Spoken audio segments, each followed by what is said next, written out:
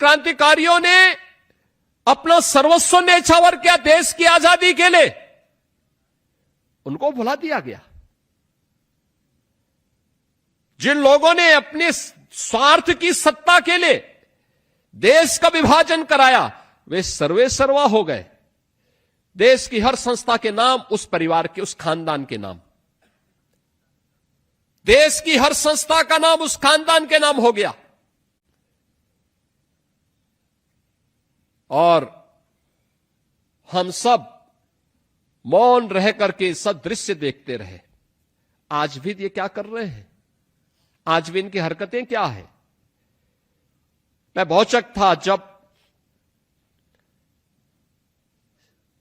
Citizenship amendment act प्रधानमंत्री मोदी जी लेके आए। एक्ट का विरोध कोई औचित्य नहीं था, लेकिन एक्ट का प्रावधान था कि अफगानिस्तान में, पाकिस्तान में, बांग्लादेश में, यानी ये तीनों भाग वह हैं जो अखंड भारत के हिस्से हुआ करते थे। आज से नहीं, हजारों वर्षों की विरासत एक साथ जुड़ी हुई है। और उसमें प्रावधान था कि इन देशों में कोई हिंदू, कोई सिख, कोई जैनी, कोई बौद्ध, कोई पारसी, कोई ईसाई अगर वहां से निकाला गया है और वह भारत में शरण लिए हुए 5 वर्ष हो गए हैं, तो उसे हम भारत की नागरिकता देंगे। इसमें कहीं यह नहीं था कि हम मुसलमान की जमीन लेंगे या कांग्रेस की जमीन लेंगे या समाजवादी पार्टी की जमीन ले लेंगे। ये कहीं नहीं था, एक्ट में कोई प्रावधान नहीं। लेकिन आंदोलन देश के अंदर करने के प्रयास हुए। आपने देखा होगा लखनऊ में भी आगजनी करने का प्रयास हुआ, कानपुर में, मेरठ में, संभल में, अलीगढ़ में, बुलंदशहर में, मुजफ्फरनगर में, सहारनपुर में, जगह जगह करने के प्रयास हुए। तो गनीमत थी कि उत्तर प्रदेश की जनता जनार्दन की कृपा से यूपी में डबल इंजन की सरकार थी। आप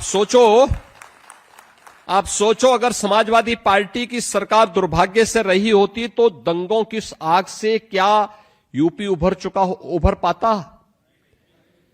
किस प्रकार का नग्न तांडव होता था?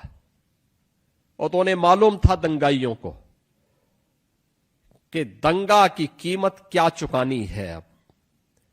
तो इसलिए वे अपनी मनमर्जी से कर नहीं पाए, लेकिन उनके दुस्साहस से बताते थे। और मैं ये नहीं समझ पा रहा था कि ये विरोध क्यों कर रहे हैं। हम पूछते थे विरोध का कारण क्या है? अगर कोई विस्थापित हिंदू को, विस्थापित सिख को, विस्थापित बौद्ध को, विस्थापित जैन को, विस्थापित पारसी को भारत सरकार अपनी लैंड देकर के उसको बसाना चाहती है और नागरिकता देना चाहती है, तो आपको परेशानी क्या हो रही है? लेकिन विरोध किया गया, और उस विरोध को कौन मजबूती से पीछे से पुशअप कर रहा था? कांग्रेस, समाजवादी पार्टी।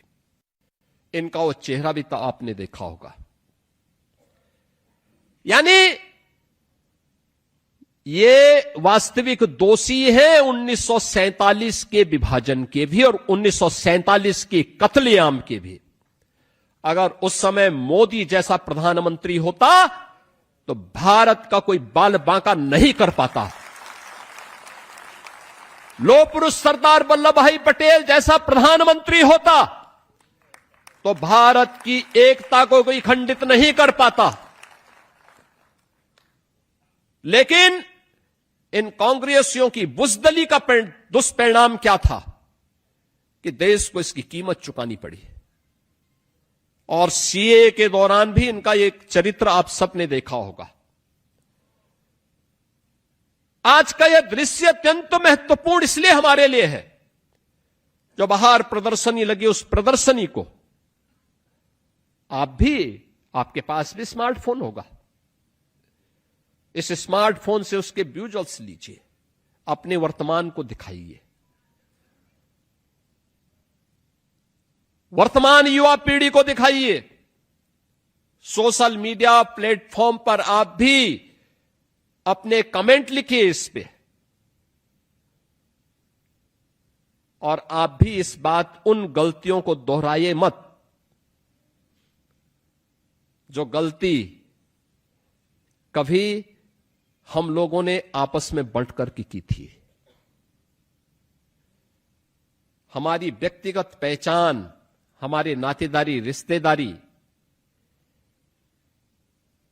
पारिवारिक संबंधों के लिए हो सकती है, लेकिन हमारी एक पहचान होनी चाहिए, और वह एक भारतीय के रूप में,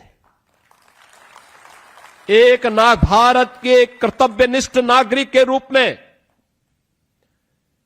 यह हमारा एक सामूहिक दायित्व बनता है कि हम सब अपनी उस पहचान को बनाएं, उस पहचान के साथ हम आगे बढ़ें। अन्यथा आपस में हमारा ये विभाजन, यह उन तत्वों को जो भारत को कमजोर करना चाहते हैं, उनको मजबूती प्रदान करता है। हमारा आपसी विभाजन